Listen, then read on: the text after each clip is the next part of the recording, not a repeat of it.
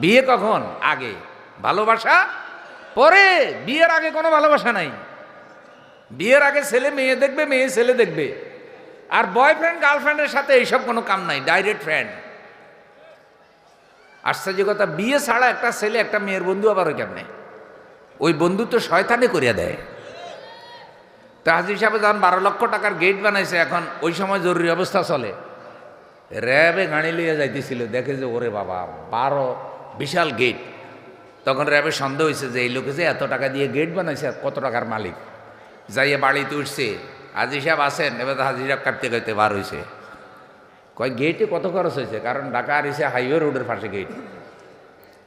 কাগজপত্র দিয়ে দিছে, কয় গেটওয়ালারে ডাকেন, যে গেট আন, যে কইছে, কয় স্যার 12 লাখ টাকা কন্ট্রাক্ট। কয় 12 লাখ টাকা যদি আপনি শুধু গেটে খরচ করেন, তাহলে বিয়েতে কত খরচ করবেন? তা আপনার ইনকাম কি? এবার খোঁজ খবর শুরু হয়েছে। লাগছে নি বিপদ? বিপদ ডাকছে কি দিয়া? গেট দিয়া। আচ্ছা গেট এটা অফস হয় না? বেহুদা খরচ না? ওয়ালা তুবাজ্জির তাবযীরা ইন্নাল মুবাজ্জিরিনা কানু ইখওয়ানাশ শায়াতিন। টাকা আছে, দান করে না, আত্মীয় স্বজনকে দেয় না, অথচ বহু আত্মীয় স্বজন কষ্টে আছে, আর বিয়ের মধ্যে 12 লক্ষ টাকা দিয়ে গেট খরচ করে, গেটে খরচ করে। হ্যাঁ, একটা গেট করেন, কিন্তু 12 লক্ষ টাকার তো দরকার না, একটা স্বাভাবিক গেট তো হতে পারে। শেষ পর্যন্ত র্যাবের লোকেরা ওনার 6 লক্ষ টাকা জরিমানা করছে। তাহলে এখানে 12, এখানে 6, কত গেছে? 18 লাখে তো এই দেশে 10টা বিয়ে হয়ে যায় 18 লাখ দিয়ে। এ অফস হয় না? খবরদার, যেটা খাইতে পারবেন ওটা নিবেন। অনেকে বিয়ের মধ্যে গিয়ে খাইতে পারবে 1 পিস, লইয়া লইছে 4 পিস।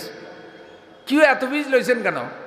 ফাঁসের থেকে আরেকজনে কয় কি, ওই যে টাকা যেগুলো দিব এগুলো উসুল করে লইতেছে আর কি, খাইয়ে গবজন করিল না। ভাই অল্প নিবেন, যেটা খেতে পারেন এটা নিবেন, অপচয় করবেন না। আমি দেখলাম বিয়ের অনুষ্ঠানে যেই পরিমাণ খানা নষ্ট হয়, আহা, ওই নষ্ট খানা দিয়ে আরেকটা বিয়ে হতে পারবে। কিন্তু কষ্টের বিষয় হলো, দেখলাম কিছু কিছু খানা যেগুলি জুডা হিসাবে ফেলে দিয়েছে, মুরগি গরু, ওগুলো এক জায়গায় গিয়া রাখছে। আবার আল্লাহর কিছু বনি আদম বান্দা একটা ব্যাগ নিয়ে, বালতি নিয়ে ওখান থেকে ভালো ভালো খাবারগুলি তালাশ করে এসে নিয়ে যাচ্ছে। নারায়ে তাকবীর, নারায়ে তাকবীর। আল কোরআনের আলো, আল হাদিসের আলো, কোরআন হাদিস যেখানে, লিল্লাহে তাকবীর। আর আপনারা গেটে থেকে কি দেখতেছেন? আসেন আসেন, যাইয়েন না, যাইয়েন না, পালাইয়েন না, আবার যায়। এত বড় প্যান্ডেল ভাইরা বানাইছে, আলহামদুলিল্লাহ। ত্রিফল বিছাইলো, এত সুন্দর একটা শিক্ষা প্রতিষ্ঠানের আঙ্গিনা। ওনারা মনে হয় স্থায়ীভাবে মঞ্চ বানাইছে, মাশাআল্লাহ। আল্লাহ যেন এই প্রতিষ্ঠানটা কবুল করেন। আপনারা আসেন, দয়া করে আসেন। যেটা বলছিলাম, যে এখন ওই যার জায়গা দখল করছেন, ওইটা মালিকানা থেকে বাহির করে না দিলে দোয়া কবুল, বুঝলেই হইল, বুঝানোর জন্য হেদায়েতের মালিক ভাই।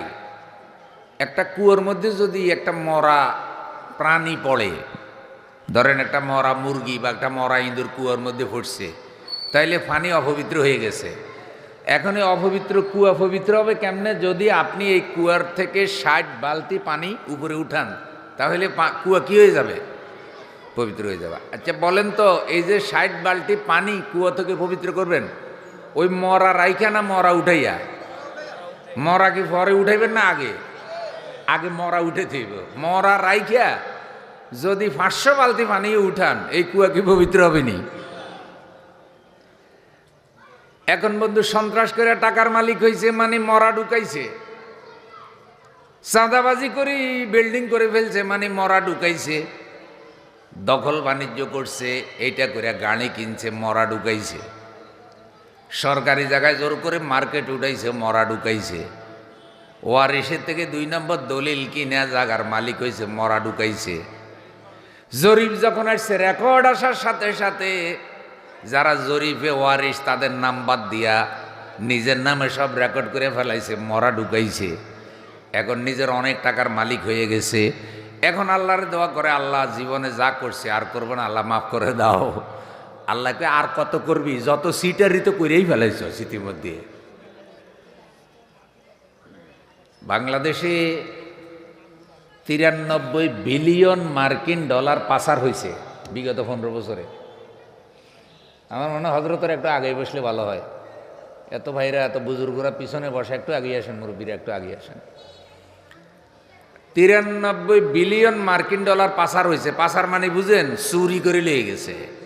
কারা? ভদ্র চোরেরা, ডিগ্রিওয়ালা চোরেরা, শিক্ষিত চোরেরা। এগুলি গরু চোরের থেকেও খারাপ চোর। গরু চোরও দেশের এত ক্ষতি, অশিক্ষিত চোরেরা এত ক্ষতি করে না তো।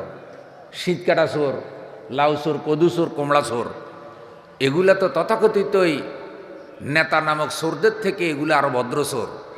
কিছু কিছু নেতা নামক সেবক যারা বলে যে আমরা দেশের সেবা করছি, এগুলা বাংলাদেশের সব গরু চোরের হার মানাইছে। গরু চোরের জুতার মালা দিলে এগুলোর যে কি এর মালা দিবেন, গু মাইকে জুতা দিবি ডাইলো ইজ্জত যাইতো না। এগুলো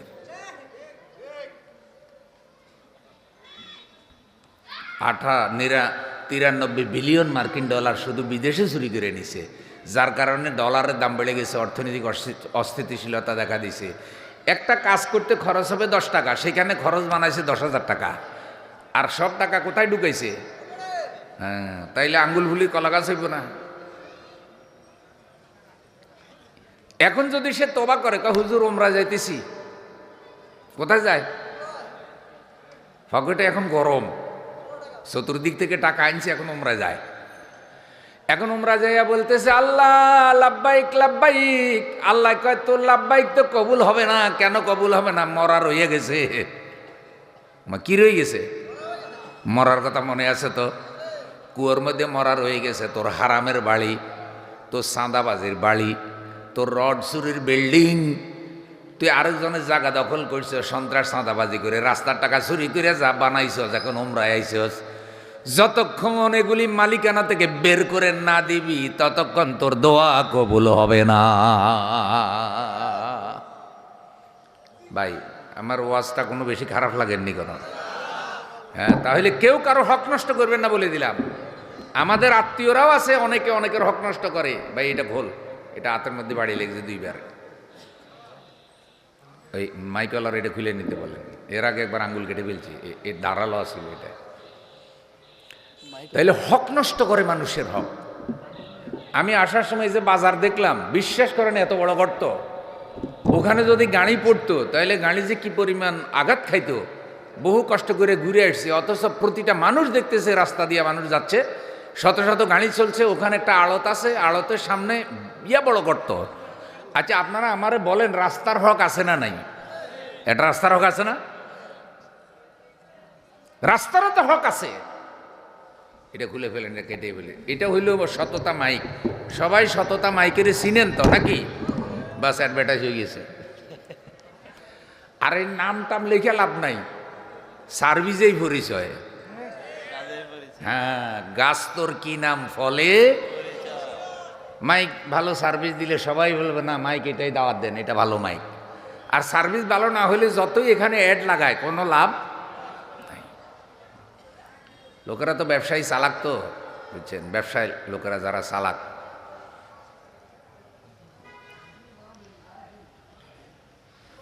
তো যেটা বলছিলাম যে দেখেন, এখন মরা রাইখে দিয়ে তবা করলে তবা হবে না। ওই অবৈধ মালিকানা, সম্পদ মালিকানা থেকে কি করতে হবে? বের করে দিতে হবে। আমার কথা কি বোঝা যায়? এখন প্রিয় ভাইয়েরা আমার, আল্লাহ তাআলা বলছেন মিসকিনকে হক দাও, মুসাফিরকে দাও। মুসাফির কি? কোনো লোক সফরে আসছে, আসার পর সব কিছু হারাই ফেলাইছে, এখন তার কাছে কিছু নাই, সে ঘুরে বেড়ায়। আল্লাহ তাআলা বলছে ওই মুসাফিরকেও তার পাওনাটা দাও। তোমার দায়িত্ব তারে কিছু না কিছু দেওয়া। সেইখানের মানুষ না, সে মুসাফির, তারও দায়িত্ব আছে। আমরা আগে মুসাফিরখানা দেখেছি, সেখানে মানুষ থাকতো, আর ওখানে খাবার দাবার পানি টানির ব্যবস্থা রাখতো। এখনও শহরে অনেক বড় লোকেরা রেখেছে, যার নাম দিয়েছে মুসাফিরখানা। কারো যদি থাকার জায়গা না থাকে, ভাড়া লাগবে না, ওখানে সে বিশ্রাম করবে, আর থাকার মতো উত্তম পরিবেশ আছে। এটাও একটা বান্দার হক। সুবহানাল্লাহ, মুসাফিরের হক, রাস্তার হকের কথা বলছিলাম। রাসূল বলছে ইমানের 70টি শাখা। কয়টি? 1 নম্বর হলো লা ইলাহা ইল্লাল্লাহ। 70 নম্বর হলো ইমাতাতুল আযা আনিত তরিক, রাস্তা থেকে কষ্টদায়ক জিনিস সরায় দেওয়া। আমার বন্ধু, রাস্তার মধ্যে কষ্টদায়ক জিনিস সরায় দেওয়া, এটা আপনার ইমান বলে। কাঁটাটা রাস্তায় ফেলবেন না, পায়খানা পেশাব রাস্তার মধ্যে করবেন না, রাস্তার ডান দিকে চলবেন, রাস্তা গর্ত করবেন না, রাস্তা কাটবেন না, রাস্তা ভাঙবেন না। আর এইভাবে বড় বড় গর্ত রাস্তার মধ্যে করে আছে প্রত্যেকটা দোকানদারের সামনে। আবার দেখলাম কি অনেক দোকানদার দোকানের ভিতরে তো দখল করছে, দোকানের বাহিরেও 2-3 রুট করে দখল করে রাখছে, ঠিকমতো গাড়ি চলে না। এটাও তো দখলবাজ, এটাও কি বাজ? দখলবাজ। ও দোকানের ভিতরে রাখলো মালামাল, দোকানের বাইরে রাস্তার আরো 3 ফুট দখল করছে। এগুলি যে শরীয়তে নিষেধ, এটা অনেকে মনেও করে না, আজাইয়া নামাজ পড়তেছে। এই জন্য মুসাফিরের হক, মিসকিনের হক আল্লাহ বলছে দিয়ে দাও। আর শেষে বলছে ওয়ালা তুবাজ্জির তাবযীরা, খবরদার বান্দা অপচয় করিও না, অপচয় করিও না, বেহুদা খরচ করিও না, অপ্রয়োজনীয় খরচ করিও না। ইন্নাল মুবাজ্জিরিনা কানু ইখওয়ানাশ শায়াতিন ওয়া কানা শাইতানু লিরাব্বিহি কাফুরা। অপচয় যারা করে তারা শয়তানের ভাই, শয়তান আল্লাহকে অস্বীকার করেছে। আচ্ছা বলেন, আমরা কি করি? শয়তানের ভাই হইতে চাইনি, আমরা চাই যে ইমানদারের ভাই হইতে, কিন্তু যারা অপচয় করে তারা কার ভাই? শয়তান। এখন দুই একটা অপচয়ের নমুনা দেই। মঈন ফখরুদ্দিনের আমলে আমি যেখানে থেকে এখানে এক বড় লোকের তার মেয়ে বিয়ে দিছে। তো উনি হইলেন বহু কোটি টাকার মালিক, কয়েকশো কোটি, এক ছেলে এক মেয়ে। তা আমি ওনারে বললাম, হাজী সাহেব আপনি এত কয়েকশো কোটি টাকার মালিক, আপনার 10-12টা ছেলে মেয়ে হইলে না ভালো হইতো, আল্লাহ তাআলা তো আপনার সম্পদের অভাব কি নাই। কয় হুজুর ওই মেয়ের মারে কতবার কইছি এক ছেলে এক মেয়ে অল্প, মেয়ের মা রাজি হয় না, কয় না আমার এই এক ছেলে এক মেয়ের সম্পদে আমি আর ভাগ বসাবো না। নাউজুবিল্লাহি মিন যালিক। অথচ হাজী সাহেব হজ করে আছে, ওই মেয়ের মাও হজ করে আছে, নিজের বাচ্চা হবে, আরো 3-4টা বাচ্চা হইলে সম্পদ আরো ভাগ হবে, এটা রাজি নাই। এ কারণে কয়টা রাখছে? 2টা। তো একটার বিয়ে দিছে। বিয়ের মধ্যে বিশ্বাস করেন এই মাথা গেট বানাইছে, 12 লক্ষ টাকা গেটই খরচ করছে। আমার মনে হয় 4-5 মণ খালি ফুল লাগাইছে, ফুল। এটা লাগাইছে কেন? একটা বাহাদুরি আর কি, এলাকার মধ্যে দেখাবে যে দেখছো বড় লোকের মেয়ের বিয়ে হইতেছে। আচ্ছা বিয়েটা আল্লাহ রসুলের সুন্নত না? এটাও তো একটা ইবাদত। ক্বালা রাসূলুল্লাহ সাল্লাল্লাহু আলাইহি সাল্লাম, রাসূল সাল্লাল্লাহু আলাইহি সাল্লাম বলেছেন, আন-নিকাহু মিন সুন্নতি ফামান রাগিবা আন সুন্নতি ফালাইসা মিন্নি। বিবাহ আমি নবীর সুন্নত, যারা ক্ষমতা থাকার পর বিয়ে করে না তারা আমি নবীর উম্মত হতে পারবে না। বিয়েটাও একটা ইবাদত। আল্লাহ তাআলা ওই যুবকের মহব্বত করে, ওই যুবকের দিকে আল্লাহ ভালোবাসার দৃষ্টি দিয়ে তাকায়, যেই যুবক তার চরিত্র হেফাজতের জন্য বিবাহ করে। সুবহানাল্লাহ। রাসূল বলেছেন 3টা কাজ তাড়াতাড়ি করো, তার মধ্যে একটা হলো ছেলে অথবা মেয়ে যদি বিয়ের উপযুক্ত হয় তাহলে বিয়ে আগে করাও, বিয়ে দাও।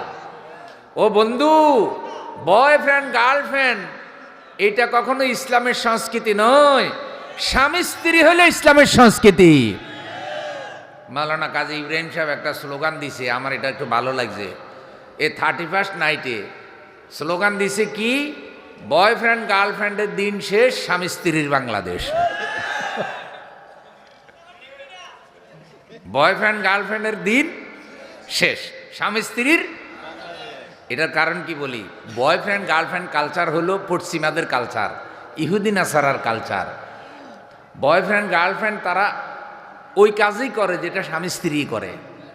তাদের বক্তব্য হইল স্বামী স্ত্রী হইলে এটা ঝামেলা, সারা জীবন একটা পুরুষ একটা স্ত্রী নিয়ে থাকে, একটা স্ত্রী একটা স্বামী নিয়ে থাকে, এটা একটা অভদ্র কাজ।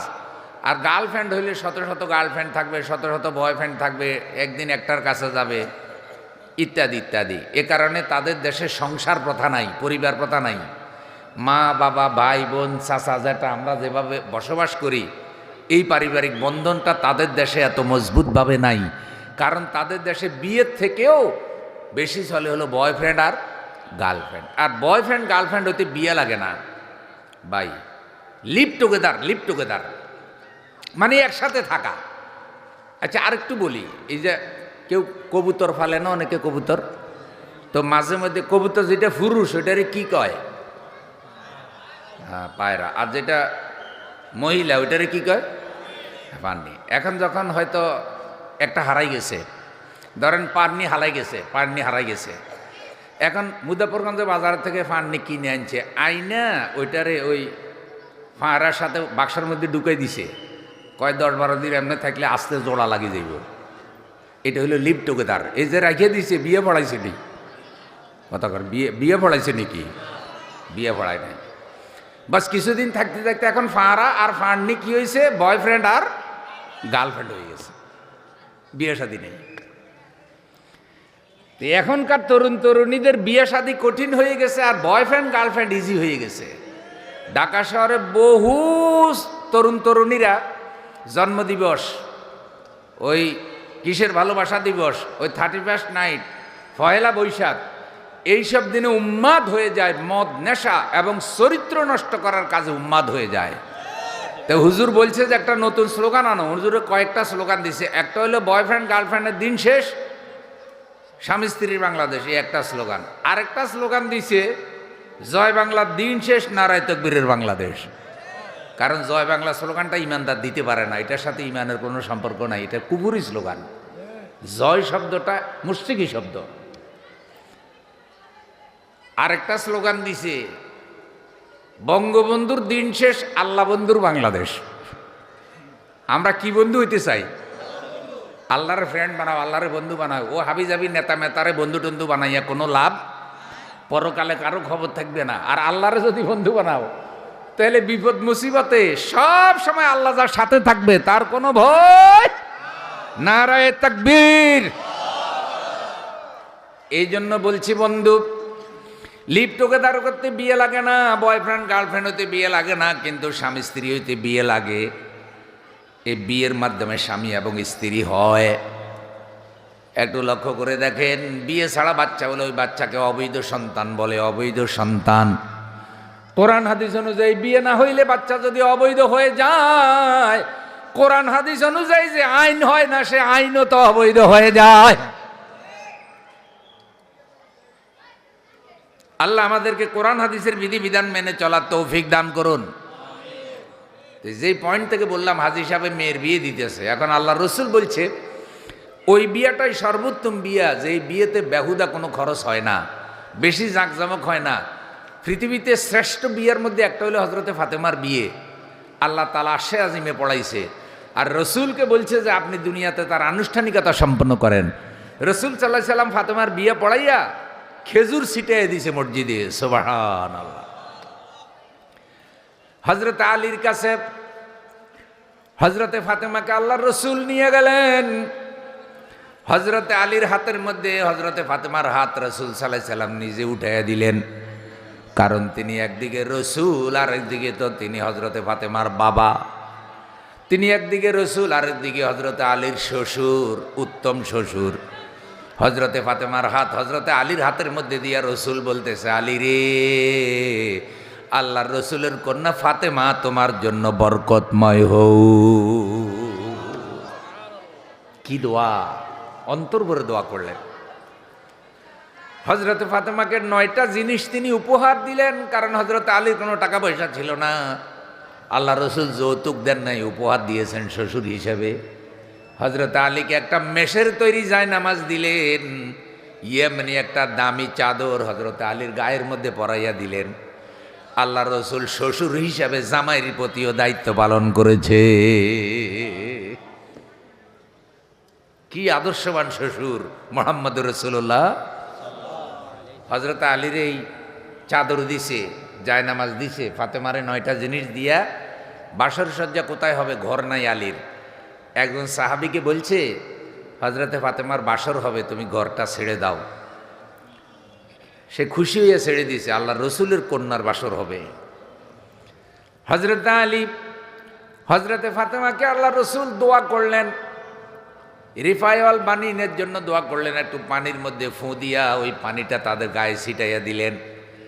বাসর সজ্জায় যখন তারা ঢুকলো, রসুল সাল্লাল্লাহু আলাইহি সাল্লাম কেঁদে কেঁদে আল্লাহর কাছে দোয়া করলেন, আল্লাহ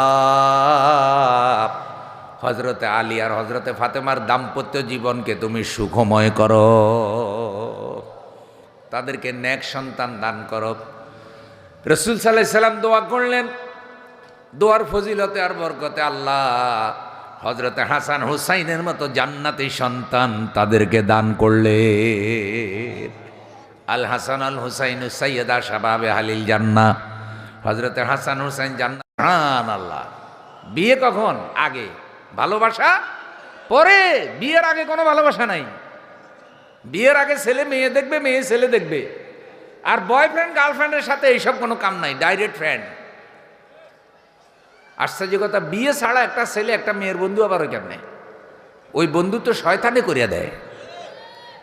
তা হাজি সাহেব যখন 12 লক্ষ টাকার গেট বানাইছে, এখন ওই সময় জরুরি অবস্থা চলে, র্যাবে গাড়ি লিয়ে যাইতেছিল, দেখে যে ওরে বাবা 12 বিশাল গেট। তখন র্যাবের সন্দেহ হয়েছে যে এই লোকে যে এত টাকা দিয়ে গেট বানাইছে, কত টাকার মালিক। যাইয়ে বাড়িতে উঠছে, হাজি সাহেব আসেন। এবার হাজি সাহেব কাটতে কাটতে বার হয়েছে, কয় গেটে কত খরচ হয়েছে? কারণ ঢাকা আর এসে হাইওয়ে রোডের পাশে গেট। কাগজপত্র দিয়ে দিছে, কয় গেটওয়ালারে ডাকেন, যে গেট আন। যে কইছে, কয় স্যার 12 লাখ টাকা কন্ট্রাক্ট। কয় 12 লাখ টাকা যদি আপনি শুধু গেটে খরচ করেন, তাহলে বিয়েতে কত খরচ করবেন? তা আপনার ইনকাম কি? এবার খোঁজ খবর শুরু হয়েছে। লাগছে নি বিপদ? বিপদ ডাকছে কি দিয়া? গেট দিয়া। আচ্ছা, গেট এটা অফস হয় না? বেহুদা খরচ না? ওয়ালা তুবাযযির তাবযীরা ইন্নাল মুবাযযিরিনা কানু ইখওয়ানাশ শায়াতিন। টাকা আছে, দান করে না, আত্মীয় স্বজনকে দেয় না, অথচ বহু আত্মীয় স্বজন কষ্টে আছে, আর বিয়ের মধ্যে 12 লক্ষ টাকা দিয়ে গেট খরচ করে, গেটে খরচ করে। হ্যাঁ, একটা গেট করেন, কিন্তু 12 লক্ষ টাকার তো দরকার না, একটা স্বাভাবিক গেট তো হতে পারে। শেষ পর্যন্ত র্যাবের লোকেরা ওনার 6 লক্ষ টাকা জরিমানা করছে। তাহলে এখানে 12, এখানে 6, কত গেছে? 18 লাখে তো এই দেশে 10টা বিয়েও হয়ে যায় 18 লাখ দিয়ে। এ অফস হয় না? খবরদার, যেটা খাইতে পারবেন ওটা নিবেন। অনেকে বিয়ের মধ্যে গিয়ে খাইতে পারবে 1 পিস, লইয়া লইছে 4 পিস। কেউ এত পিস লইছেন কেন? ফাঁসের থেকে আরেকজনে কয় কি, ওই যে টাকা যেগুলো দিব এগুলো উসুল করে লইতেছে আর কি, খাইয়ে গবজন করিল না। ভাই, অল্প নিবেন, যেটা খেতে পারেন এটা নিবেন, অপচয় করবেন না। আমি দেখলাম বিয়ের অনুষ্ঠানে যেই পরিমাণ খানা নষ্ট হয়, আহা, ওই নষ্ট খানা দিয়ে আরেকটা বিয়ে হতে পারবে। কিন্তু কষ্টের বিষয় হলো, দেখলাম কিছু কিছু খানা যেগুলি জুঁডা হিসাবে ফেলে দিয়েছে, মুরগি গরু, ওগুলো এক জায়গায় গিয়া রাখছে। আবার আল্লাহর কিছু বনি আদম বান্দা একটা ব্যাগ নিয়ে, বালতি নিয়ে ওখান থেকে ভালো ভালো খাবারগুলি তালাশ করে এসে নিয়ে যাচ্ছে, খাওয়ার জন্য নিয়ে যাচ্ছে এগুলি। এই জন্য আল্লাহ বলছে অপচয় করবা না। ইন্নাল মুবাযযিরিনা কানু ইখওয়ানাশ শায়াতিন। যারা অপচয় করে তারা শয়তানের ভাই। শয়তান তার রবকে অস্বীকার করেছে। অপচয় বন্ধ হলে টাকা বাঁচবে, আর সেই টাকা দিয়ে পরিবার পরিজন আত্মীয় স্বজন সবার হক আদায় করা যাবে। সুবহানাল্লাহ, নারায়ে তাকবীর। এবার আরেকটা হাদিস শুনেন, রাসূল সাল্লাল্লাহু আলাইহি সাল্লাম এই বিষয়ে কি বলেছেন। হযরত আয়েশা রাদিয়াল্লাহু তাআলা আনহা হাদিসের রাবী, তিনি বলেন, আর রাহিমু সাজনাতুন ফামান ওয়াসালাহা ওয়াসালতুহু ওমান কাতারাহা কাতারাতুহু। রাসূল সাল্লাল্লাহু আলাইহি সাল্লাম বলেন, যেদিন একজন লোক আরেকজন লোকের আত্মীয় হয়, রাসূল বলছে আত্মীয়তা হইল মিলিত ঢাল স্বরূপ, মিলিত ঢাল স্বরূপ। যেই ব্যক্তি আত্মীয়তার সম্পর্ক জুড়ে রাখে, আল্লাহর সাথে তার সম্পর্কটা মজবুত থাকে। যে আত্মীয়তার সম্পর্ক জুড়ে রাখে, আল্লাহর সাথে তার সম্পর্কটা মজবুত থাকে। যে আত্মীয়তার সম্পর্ক কর্তন করে দেয়, আত্মীয়র কোনো খবর রাখে না, বিপদে পড়লেও একটু সাহায্য করার জন্য এগিয়ে যায় না, এই আত্মীয় দিয়াতে আত্মীয়র কোনো লাভ হয় না। রাসূল বলছেন আল্লাহর সাথে তার সম্পর্ক ছিন্ন হয়ে যায়, যে আত্মীয়তার সম্পর্কটা কর্তন করে ফেলে। ফ্যান্ডেলে কথা বোঝা যায়নি? মাশাআল্লাহ। আরেকটা হাদিস শুনেন, এই হাদিসটা হলো সহিহ বুখারীর হাদিস। আন জুবাইর ইবনে মুতআম রাদিয়াল্লাহু তাআলা আনহু قال হযরত জুবাইর ইবনে মুতআম রাদিয়াল্লাহু তাআলা আনহু থেকে হাদিস বর্ণিত, তিনি বলেন ইন্না জুবাইর ইবনে মুতআমিন আখবারাহু আন্নাহু সামিআ আন-নাবিয়্য সাল্লাল্লাহু আলাইহি সাল্লাম ইয়াকুল লা ইয়াদখুলুল জান্নাতা কাতিউন লা ইয়াদখুলুল জান্নাতা কাতিউন, যে আত্মীয়তা সম্পর্ক নষ্ট করে সে জান্নাতে যাবে না। তাইলে যারা আত্মীয় সম্পর্ক নষ্ট করে তারা জান্নাতে যাবে না, রসুল বলেছে। অথচ অনেক হাজী সাহেব, অনেক নামাজি মানুষ আত্মীয় সম্পর্ক পুরা কর্তন করে দেয়। আমি একজনকে চিনি, উনি ওনার বাইরে বিয়েতে দাওয়াত না দিয়ে আমারে দাওয়াত দিতে আসছে। পরে আমি বললাম যে আপনার মেজো ভাই বলছেন নি? কয় না, বলি নেই। তা আমি বললাম আপনার মেজো ভাই রক্ত সম্পর্কীয় ভাই, আর আমি হইলাম আপনার মসজিদের ইমাম, আমারে না বললেও তো কোনো ক্ষতি নেই, কিন্তু আপনার ভাইকে বলেন। উনি বলে কি আমি তো ওরে বলবো না, আর আমি আমার ওয়াইফেরে বলছি আমি যদি ওর আগে মারা যাই সে যেন আমার জানাজায় না আসে। অথচ আফন ভাই কি নিয়ে লাগছে? ওই যে গরুটা নিল এ জাগা লইয়া, এ জাগা আহারে মরা জাগা, এ জাগা লইয়া লাগছে। লাগিয়া এখন ভাই অনুরোধ করতেছে আমি মরে গেলেও যেন সে আমার জানা যায়। নাউজুবিল্লাহ বলবেন না? খবরদার, খবরদার। আপনি নামাজ পড়েছেন, রোজা করেছেন, হজ করেছেন, যাকাত দিয়েছেন, আপনার মধ্যে অনেক ভালো ভালো গুণ আছে, কিন্তু আত্মীয়তার সম্পর্ক নষ্ট করে দিয়েছেন। আল্লাহর রসুল বলছে আপনি জান্নাতে যেতে পারবেন না। রসুলের কথা মিথ্যা প্রমাণ করার সাধ্য কারো নাই, কারণ আল্লাহ রসুলের জবান দিয়ে যা বের হয়েছে সব হলো ওহী। মা ইয়ান্তিকু আনিল হাওয়া ইন হুয়া ইল্লা ওয়াহয়ুন ইউহা। এবার আরেকটা হাদিস শুনেন। রাসূল সাল্লাল্লাহু আলাইহি সাল্লাম বলেন মান আহাব্বা আন ইয়াবসুতা লাহু ফি রিজকিহি ওয়া ইয়ানসা লাহু ফি আসারিহি ফালিয়াসিল রাহিমাহু। যেই ব্যক্তি চায় তার রেজেকে বরকত হোক, রেজেকে কি হোক? বরকত হোক যে চায়, আর যে চায় যে তার হায়াতে বরকত হোক সে যেন আত্মীয়তার হক আদায় করে, আত্মীয় সম্পর্ক ভালো রাখে। রেজেকে বরকত হওয়া মানে কি? কামাই করবেন, কোনো অভাব থাকবে না, আল্লাহ বরকত দেবে। আর হায়াতে বরকত হওয়া মানে হলো হায়াত কমবে না, অসুস্থ হবেন না, অল্প হায়াত আল্লাহ আপনার থেকে অনেক বেশি খেদমত নিয়ে নেবে। সুবহানাল্লাহ। তাইলে ইনশাল্লাহ আমরা হকের দিকে খেয়াল রাখবো তো। ধরেন দেশের হক, জনগণের হক, মসজিদের হক চুরি করলেন। এখন তো মেরাজের মাস চলে।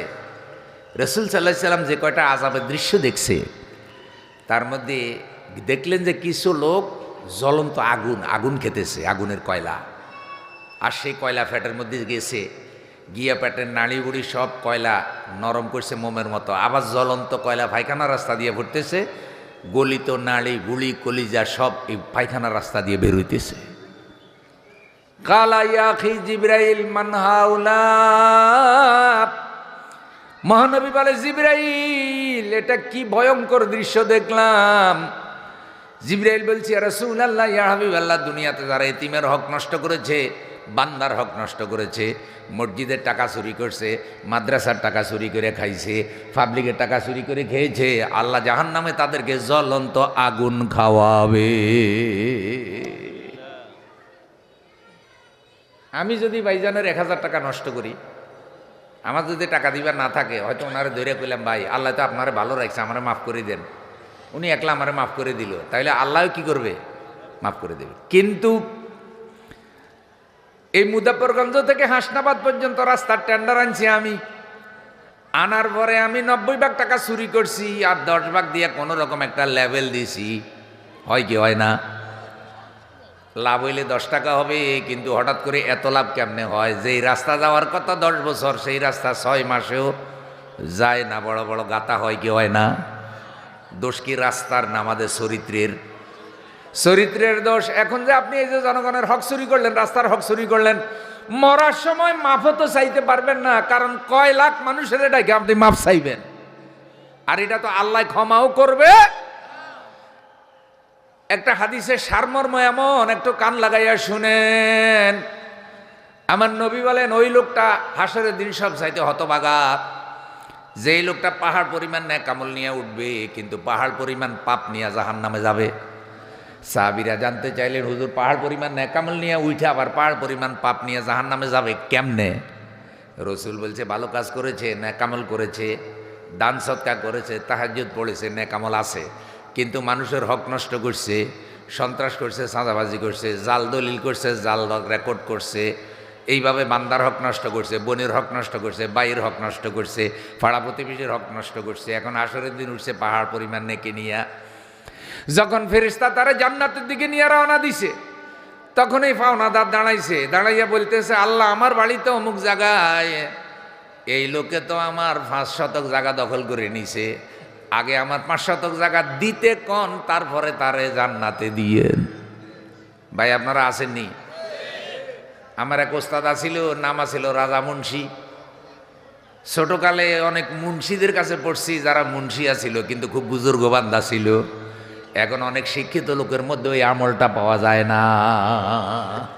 তো রাজা মুন্সি কলা গাছের বাগান করছে, কলা বাগান। চোরে রাত্রে রাজা মুন্সির 5টা ছড়া চোরে লেগেছে। বেচারা কষ্ট করে লাগাইছে, গরিব মানুষ, কলা বিক্রয় করে সংসার চালাবে, মসজিদে নামাজ পড়ায়। তো সকালে কলা বাগান দেখতে গিয়ে দেখে একটা কলাও নাই, পাকা পাকা কলা হয়েছিল।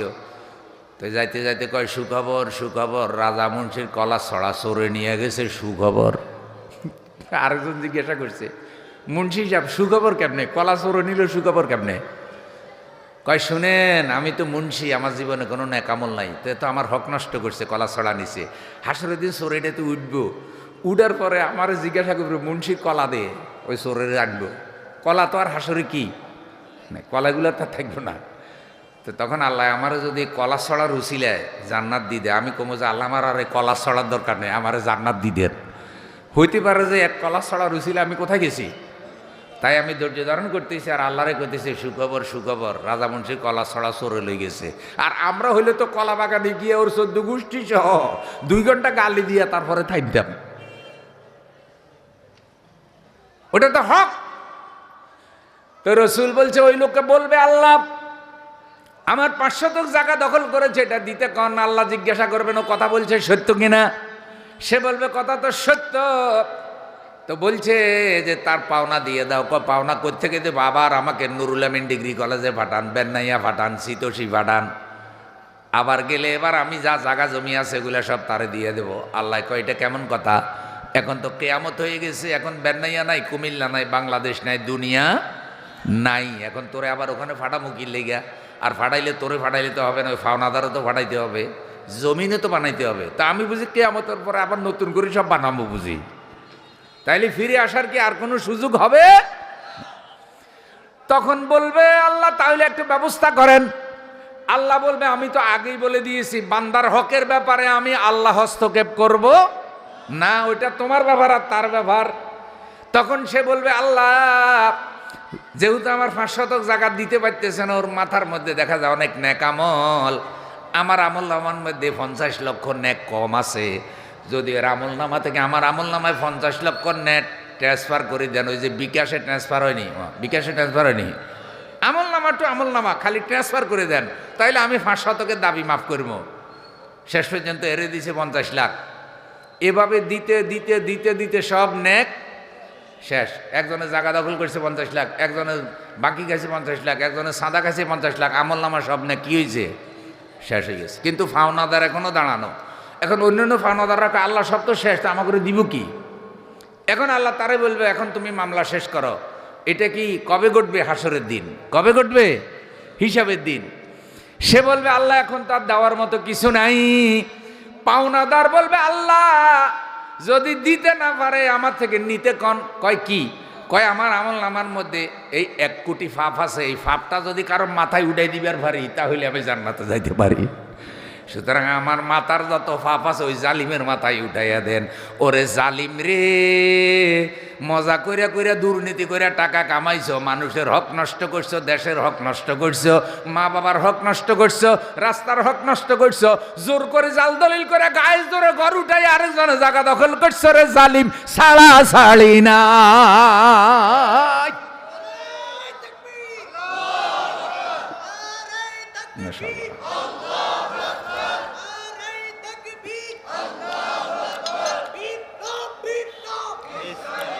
ইসলাম মানুষের ন্যায্য অধিকারের কথা বলে, ইসলাম ন্যায় বিচারের কথা বলে, ইসলাম যার যার হক আদায় করে দেওয়ার কথা বলে। এখন কি হইল, ওই লোকের ফাপ নিল 1 কোটি, এর নিতে নিতে সব পাওনাদারের ফাপ এখন তার মাথায়।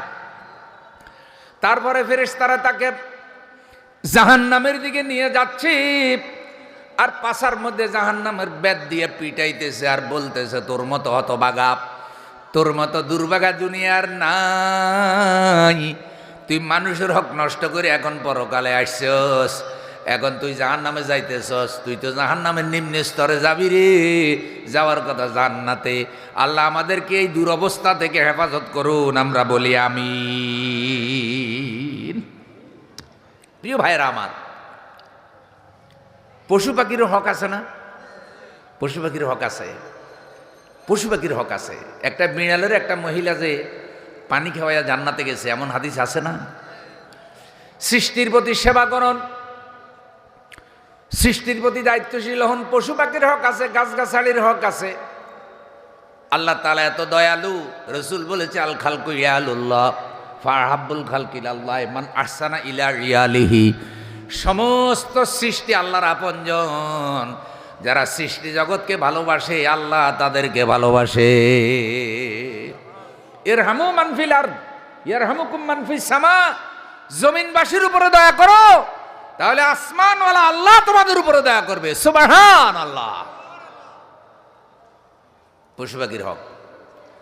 সেই বেশ্যা মহিলা, যেই বেশ্যা মহিলা রাস্তা দিয়া যাচ্ছিল, একটা তৃষ্ণার্ত বিড়াল সে দেখলো মরুভূমিতে, চিন্তা করলো বিড়ালটার আমি একটু পানি খাওয়াইয়া যাই, ওটা তো মানুষ না, ওটা তো হইলো বিড়াল। একটা কুয়া খুঁজে পেল, ওই কুয়ার থেকে ওড়না ছিঁড়ে লম্বা রশির মতো করে সে পানি দিয়া ভিজালো। তারপর তৃষ্ণার্ত বিড়ালের মুখে যখন ফোঁটা ফোঁটা করে পানি দিতেছে, আল্লাহর আরশে আজিম খুশি হয়ে গেল, তার সারা জীবনের সব গুনাহ মাফ করে আল্লাহ তার জান্নাত দিয়ে দিল। সে বিড়ালের পানি খাওয়াই যদি জান্নাত পায়, তাহলে আপনি আত্মীয় স্বজনকে খাওয়াইলে, ক্ষুধার্তকে খাওয়াইলে, তৃষ্ণার্তকে তৃষ্ণা মিটাইলে, অসুস্থ সেবা করলে আল্লাহ আপনার উপর খুশি হবে কি হবে না? এই জন্য অনুরোধ করি, সামনে রমজান আসতেছে ভাই, আজকের ওয়াজ মাহফিল তো আরও হয়তো কিছুক্ষণ চলবে, এখন তো ঈশার নামাজের আজান হবে। আজান কয়টায়? আমি আর কয় মিনিট বলবো সৌরভ ভাই? 7:30 ইনশাল্লাহ নামাজ হয়ে যাবে। আগে সাবেকে আজান হইলো 7:15 আচ্ছা আচ্ছা, এখন আমরা রূপে না আমার উপরে আজান হয়ে যাবে, টাইমলি নামাজ হোক, কারণ আজকে 7:30 আজান হবে, 1:15 জামাত হবে। আচ্ছা ঠিক আছে, একটু মহব্বতের সাথে পড়েন লা ইলাহা, কালেমা লা ইলাহা, লা ইলাহা, লা ইলাহা ইল্লাল্লাহু মুহাম্মাদুর রাসূলুল্লাহ সাল্লাল্লাহু। সামনে রমজান মাস আসতেছে, গরিব আত্মীয় স্বজন যারা আছে তাদেরকে একটু সাহায্য করবেন তো ইনশাল্লাহ। যাদের সামর্থ্য আছে 1 মাসের ইফতারি দিয়ে দেন, যে ধর বোন তুই আমার বোন, খবর নিতে পারি নাই, এই পুরা রমজান মাসের ইফতারি দিয়ে গেলাম, নে তোরে 2টা মুরগি কিনে দিয়ে গেলাম, ধর 2 কেজি পোলাও চাল দিয়ে গেলাম, ইফতার করবে, খাবে, আল্লাহর আরশে আজিম আপনার উপরে খুশি হয়ে যাবে। এক সাহাবী বলছে, হুজুর আমার আত্মীয়ের সাথে আমি ভালো ব্যবহার করি, সে আমার সাথে খারাপ ব্যবহার করে, আমি তার উপকার করি, সে আমার ক্ষতি করে। রাসূল সাল্লাল্লাহু আলাইহি সাল্লাম বলছে, তুমি তাকে ফুল নিক্ষেপ করতেছ, সে কাদা নিক্ষেপ করতেছে, তোমার এই খেদমতের উসিলায় আল্লাহ তোমার জান্নাত দান করবে। তুমি স্বর্ণ দিচ্ছ, সে ময়লা দিচ্ছে, তুমি তোমার কাজ চলে যাও। আত্মীয় যে খারাপ ব্যবহার করছে ওটার দিকে তুমি চাইও, ওটার দিকে চাইও না। অনুরোধ করি, পিতামাতা ছেলে মেয়ের উপর অবিচার করবেন না। ধরেন এক ছেলে বিদেশে থাকে, কষ্ট করে টাকা কামাই করে, আপনার কাছে টাকা পাঠাচ্ছে, আর আপনি সব জমি নিজের নামে লইয়ে ফেলছেন, লইয়া এখন আপনি সবাইকে মালিক বানাই দিয়েছেন। ছেলে এক পর্যায়ে বেকার হয়ে গেছে, এখন আর ছেলে তার ন্যায্য হকটাও পায় না। এমনও আছে না? নাই, অনেকের কষ্ট আছে। আপনি পিতা হিসেবে খবরদার কোনো সন্তানের উপর অবিচার করবেন না, কারণ কোনো পিতাও যদি সন্তানের হক নষ্ট করে, সেই পিতাও কিন্তু হাসরে আল্লাহর কাছে ধরা খাবে। আপনার কোনো সন্তান যদি আপনার বেশি সেবা করে, তারে দোয়া করবেন, তারে কি করবেন? আল্লাহ যদি খুশি থাকে, আপনি মা বাবার দোয়া যদি সেই সন্তান পায়, হতে পারে আল্লাহ তারে এত বেশি বাড়াইয়া দিবে যেটা আপনি কল্পনাও করতে পারেন নাই। কিন্তু আপনার সে সেবা করছে, আর এই কারণে আপনি তারে অন্য ছেলেদেরকে ঠকাইয়া তার বেশি সম্পত্তি লিখে দিলেন, তাহলে তো সে আল্লাহর জন্য সেবা করলো না, সেবা করলে সম্পত্তির লোভে। এটাই প্রমাণ হয়। ছেলে বিদেশ থাকতেছে, টাকা পয়সা দিচ্ছে, আপনার সম্পত্তিতে 5 ছেলে সমান মালিক, কিন্তু যেই ছেলের একক ইনকাম, যৌথ ফ্যামিলিতে আপনার হাতে টাকা দিচ্ছে, সেই সব সম্পত্তি যদি আপনি নিজের নামে লন, তাহলে আপনার প্রতি একটা দায়বদ্ধতা এসে যায়। আপনি ছেলের ইনকামের মধ্যে অন্য ভাইদেরকে সমান মালিক করাই দিয়েছেন। সে যদি বিপদে পড়ে, সে যদি আসে, আর যদি আরও ভালো পর্যায়ে এসে যাইতে না পারে, তাহলে তারও তো আপনার একটা স্পেশালি দেখতে হবে। কিন্তু যখন আপনি সব সম্পত্তি নিজের নামে লইবেন, তখন অন্যান্য ভাইরা অনেক সময় এগুলো ছাড়তে রাজি। এই জন্য তার ইনকাম থেকে তার জন্য একটু লন, পারলে কিছু নিজের নামে লইলেন, অন্য ছেলে মানি হলো তার জন্য একটু লন, যে তোর ভাই কষ্ট করতেছে, সে দুনিয়াতে আগে আসছে, তোরা ভবিষ্যতে ইনকাম করবি, বড় হবি। আল্লাহ কখনো বেইনচাফি করে না। আলাইসা আল্লাহু বিআহকামিল, আল্লাহ কি উত্তম বিচারক নয়? ছেলেদের মধ্যে বেইনচাফি করবেন না। আরেকটা অনুরোধ করি, ছেলের বউয়ের মধ্যে আর ছেলের মধ্যে গন্ডগোল লাগাবেন না। ছেলের বউকে অনুরোধ করি, শ্বশুর শাশুড়ির ব্যাপারে আপনার স্বামীকেও খারাপ কথা বলবেন না। এইসব কারণে আজকে পারিবারিক অশান্তি দেখা দিচ্ছে। টাকা পয়সা আছে কিন্তু পরিবারের শান্তি নাই। অনেক সময় শ্বশুর শাশুড়ি ছেলের বউয়ের বিরুদ্ধে ছেলেরে বলে, এবার ছেলে বউয়ের উপরে রাগ হইয়া যায়, তাদের দাম্পত্য কলহ দেখা দেয়। আমি বলি, মা বাবার কারণে যদি ছেলে আর ছেলের বউর মধ্যে ঝগড়া লাগে, আমি মনে করি মা বাবার তো এখানে কষ্ট পাওয়ার কথা, যে আমাদের কারণে যেন আমাদের ছেলে আর ছেলের বউর মধ্যে কোনো অশান্তি না হয়। তাকেই তো বলে আদর্শ মা বাবা। মা বাবা বরং গোপন করবে, মেয়েকে বুঝাবে, ছেলের বউকে, দেখো ছেলে আমার ঠিক আছে, কিন্তু এখন ছেলে তো তোমার স্বামী, আমাদের কারণে তোমাদের কোনো অমর্যাদা হোক এটা আমরা চাই না, তোমরা সুখে শান্তিতে থাকো। তবে শ্বশুর শাশুড়ি হিসাবে আমাদের একটু দেখাশোনা করিবা। আমি ছেলের বউদেরকে অনুরোধ করি, সারা জীবন আপনি বাপের বাড়ি ছিলেন, একটা সময় শ্বশুর বাড়ি চলে আসছেন, এখানেই আপনার বংশনামা, এখানেই চিরকাল, এখানেই কবর, এখানেই সন্তানাদি। অতএব স্বামীর মা বাবাকে নিজের মা বাবার মতো ভালোবাসুন, আল্লাহ কবুল করুক। যদি এরকম নেককার বউ, নেককার মহিলা ঘরে হয়, তাহলে সেই ঘরের সম্পদ অল্প হইলেও আল্লাহ বরকত দিবে কি দিবে না? আরে হজরতের আবে আবশ্রী জীবনের ঘটনা, ছোট্ট একটা ঘটনা। হজরতের আবে আবশ্রী তেমন কোনো টাকা পয়সা ছিল না, কিন্তু সুখ শান্তি দিয়ে ঘর ভরা ছিল। কোনো এক সময় শেষ রাত্রে রাবে আবশ্রী ঘরে চোর ঢুকছে। তো চোর ঘরে কিছু পাইতেছে না, কারণ তার ঘরে চুরি করার মতো কোনো টাকা পয়সা নাই। রাবেয়া বস্ত্রী সালাম ফিরাইয়া চোরকে বলতেছে, চোর ভাই অনেকক্ষণ কষ্ট করছো, কিছু তো পাইলা না, অপেক্ষা করো, আমি তোমারে কিছু মাল সম্পদ দিয়ে দেব। চোরে কয়, 40 বছর যাবো চুরি করি, এরকম বাড়িওয়ালা তো পাই নেই। তাড়াতাড়ি পালাইতে গিয়ে দরজার সাথে ধাক্কা খাইছে, মাথায় ব্যথা পেয়েছে। হজরত রাবেয়া বললেন, চোর তাড়াহুড়া করো না, কথা দিলাম মানুষ ডেকে তোমাকে মার খাওয়াবো না, আমি তোমাকে কিছু না কিছু দিয়ে দেব। চোর বলছে, আপনি মানুষ না ফেরেশতা? আমি তো চোর। কয়, হ্যাঁ আমি জানি তুমি চোর, দেখতেছি তো। তাইলে কি দিবেন, কি দিবেন বলেন? জীবনেও তো এরকম বাড়িওয়ালা পাইলাম না। কয়, কষ্ট করতেছ রাবেয়া বস্রী, ঘরে ঢুকা কিছু পাইতেছ না, কষ্টটা তো বৃথা গেল। দরজার পাশে নামাজের বিছনা আছে, আর ঘরের বাইরে এক বদনা পানি আছে, ওই পানি দিয়া ঘরের দুয়ারে বসে উজু করো, বিছনাটা বিছাইয়া 2 রাকাত নামাজ পড়ে যাও। খালি হাতে ফিরে যাওয়ার চাইতে তো 2 রাকাত নামাজ নিয়ে যাওয়া ভালো।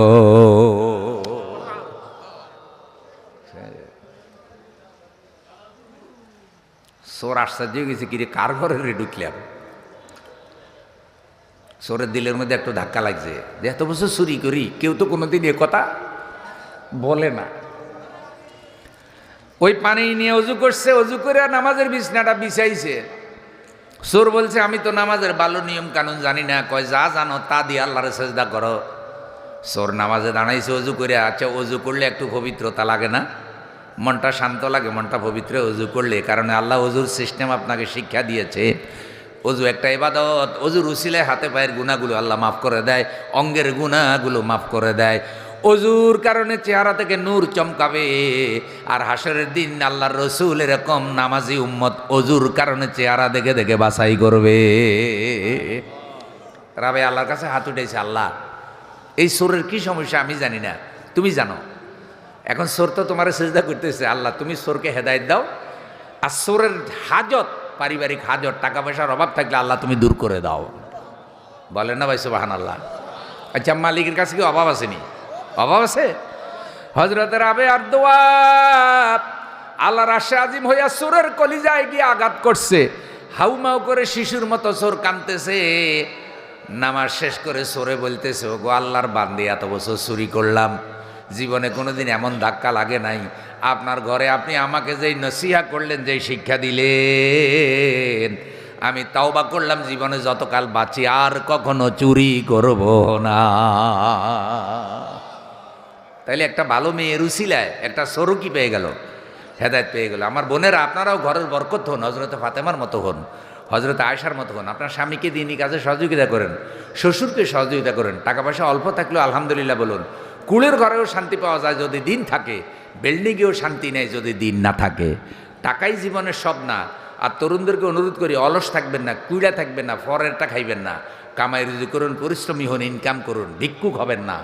মনে রাখবেন, যেই পরিমাণ সম্পদ হইলে পরে ইজ্জত নিয়ে বসবাস করা যায়, সেই পরিমাণ সম্পদ আপনাকে কামাই করতে হবে। শরীয়ত কখনো গরিব থাকার কথা বলে না। কথা বুঝছেন? ওই গল্পের কথা এক হুজুরে ওয়াজ করছে, আল্লাহ খাওয়ায়। এই ওয়াজ শুনে এক যুবক গিয়ে মসজিদে শুয়ে রয়েছে 3 দিন, আল্লাহ খাবে না। 3 দিন পরে ফকির একটা ভিক্ষার রুটি লইয়া ঢুকছে, এলাকা ভিক্ষা করে পাইছে। তো ওই বেটা আওয়াজ দিছে, ফকিরে দেখি কিরে আরেকজন তো এখানে শোয়া। ওর কাছে গিয়ে কয়, ভাই আপনিও একটা রুটি খান, আমিও খাই। 2টা রুটি আছে। কয় হ্যাঁ দেন, খাই।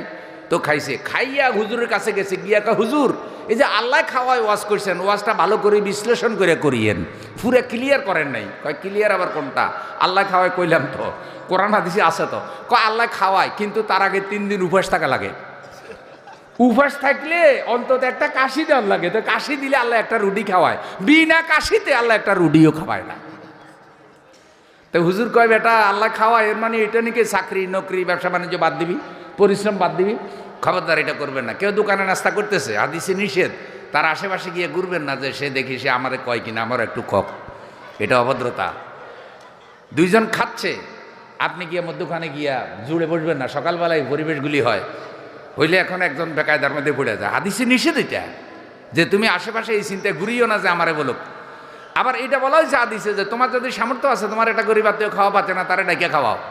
ডাইকে সে খাওয়াইলে এক জিনিস, আরেকটা হলে আপনি আশেপাশে কি করতেছেন, ঘুরতেছেন না, আরেকবার বলিলে খাইব, আরেকবার সাদিলে খাইব। এগুলি অভদ্রতা। আল্লাহ আমাদেরকে সবার হক আদায় করার তৌফিক দান করুন। তাইলে এই বান্দার হক আদায় করলে কারে পাওয়া যাবে? সে হাদিস এরকম, হাসরের দিন আল্লাহ বলবেন, তুমি তো আমার খাওয়াও নাই, পান করাও নাই, আমি অসুস্থ ছিলাম, চিকিৎসা করাও নাই।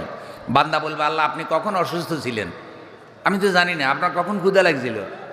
আল্লাহ বলবেন, বান্দা, সহিহ বুখারীর হাদিস, পৃথিবীতে আমার অসুস্থ বান্দা ছিল, ক্ষুধার্ত বান্দা ছিল, তৃষ্ণার্ত বান্দা ছিল, তাদেরকে যদি খাওয়াইতা, তাদেরকে যদি পান করাইতা, অসুস্থ বান্দার যদি সেবা করতা, তাহলে আমি আল্লাহ সেই সেবাটা পেয়ে যেতাম। সুবহানাল্লাহ।